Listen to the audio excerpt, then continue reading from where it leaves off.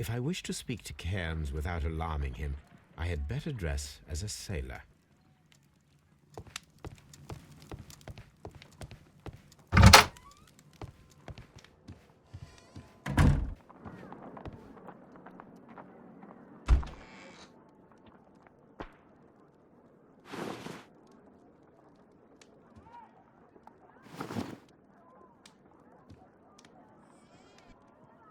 Now I can approach Cairns and see if he recognizes the pouch.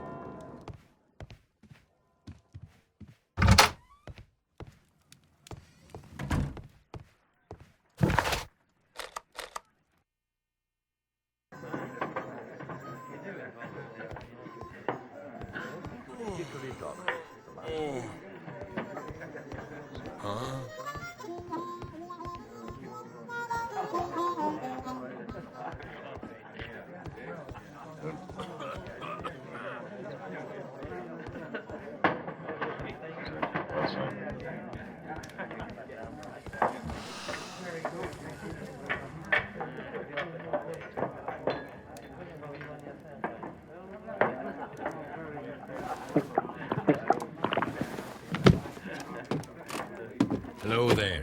Are you Cairns? What do you want? We've heard all about the gambling on arm wrestling here. You seem like the likely sort, and I'm up for it. I start at 10 shillings. Suits me.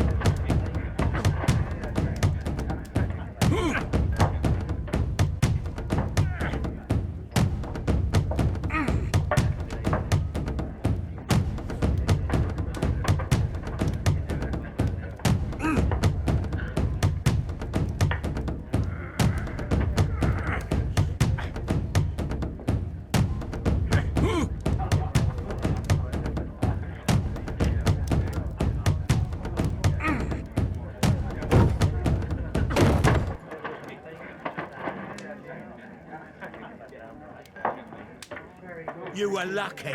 I wasn't focused. Let's go again. I'm ready to try again. Fine. If you want me to take all your money, no problem with that.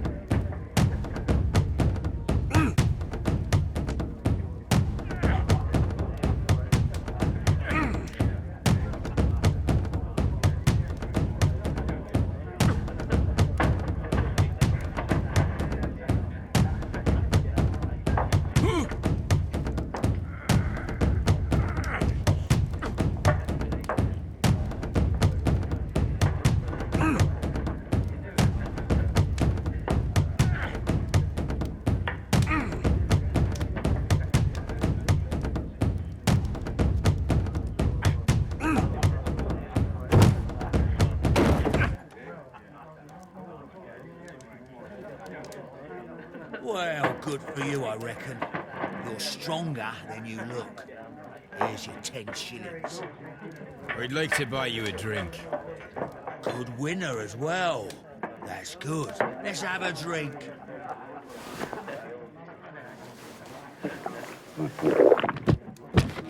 You're a good type. Seems you've managed to settle down in life. You've got money, eh? Not all that much. Oh, well. At least you're not as poor as me. Why do you say poor? You're not working? I'm a harpooner. But you see, the whalers are rare. They don't pay much. So, as a result, I find myself arm wrestling to pay for my drink. A harpooner. Interesting. You've had a lot of adventures, I bet. Of course. It's been a dozen years since I sailed. I've seen everything. Old Wallace, damn Black Peter, Great Roger. We sailed to the Cape of Good Hope. Black Peter, you say? I've heard rumors about that one. He was the worst of them all. He was a liar, and violent too. Swinging those fists of his around. He was a tyrant, and not much of a captain. At least, not as good as Great Roger. I see. Yes. I was told terrible tales about Black Peter. But you ain't heard the worst. Tell me, and let's have another drink. It was in 1883 that it happened. The August of that year. Peter Carey was captain of the Sea Unicorn, and I was a spare harpooner. We were coming out of the ice pack on our way home. One evening, we saw a little craft that had been blown north. There was only one man on her, and he wasn't a sailor. The crew must have thought that she'd foundered, and they made for the Norwegian coast in the dinghy. I guess they all drowned. We took the man on board. And who was he? I dunno. During the crossing, he and the skipper enjoyed some long talks. His baggage was just a tin box. That's strange enough. Aye. Even stranger was that on the second night, he disappeared. Nobody knew what happened to him. And of course, nobody could ask Black Peter about it.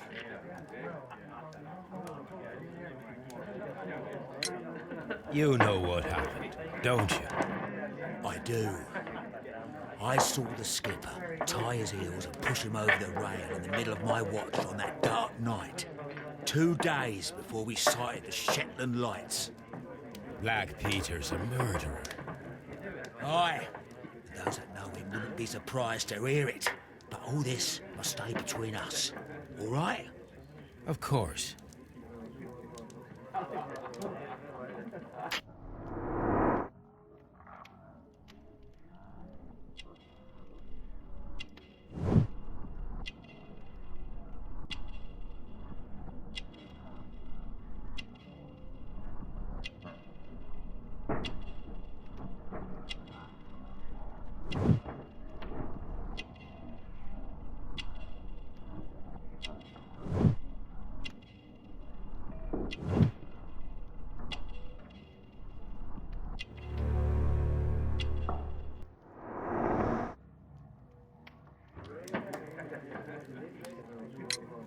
Back in a second.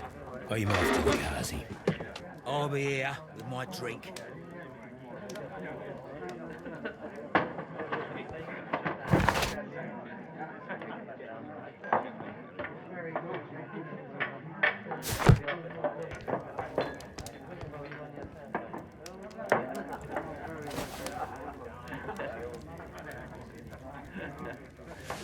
Here it is.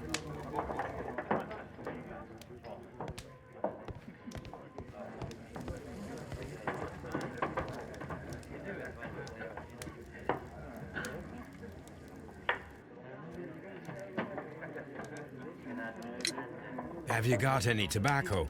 I've run out of mine. Nah, I lost my pouch. I don't know where. Wait a minute. What's this? Oh, is this your tobacco pouch? Well, oh, it is.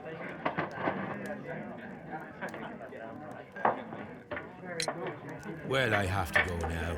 I know a captain who's planning an expedition to Cape Cod. Captain Ahab's his name. He commanded the Pequod. He might need good harpooners. I'll tell him about you. Maybe, if you like, aye. I'm done here. It's time to leave.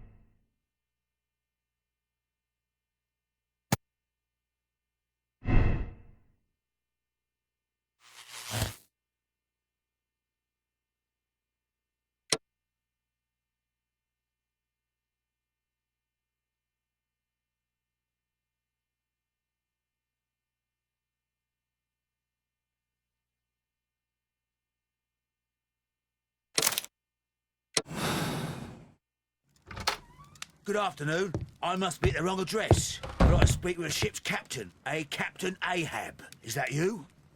No, my name is Sherlock Holmes. That detective fella? So, you wanted to see me? That is correct. We need to talk. About what? About Black Peter, who was killed in his own hut with a harpoon. You know, don't you? Yes, How? the tobacco pouch. You recognized it. The sailor. It was you.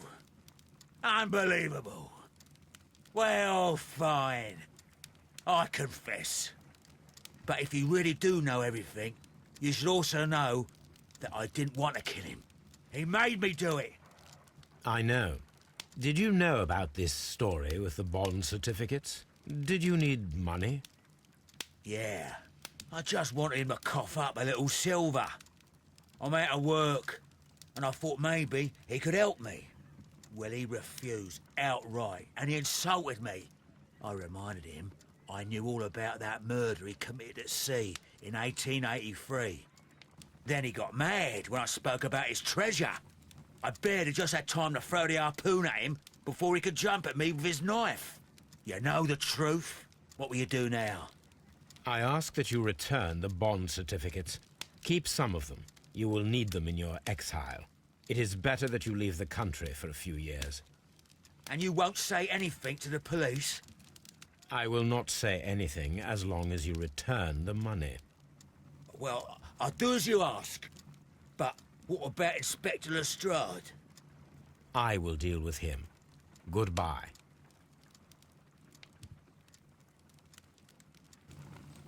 It's good that you asked me to come, Mr. Holmes. We do need to talk.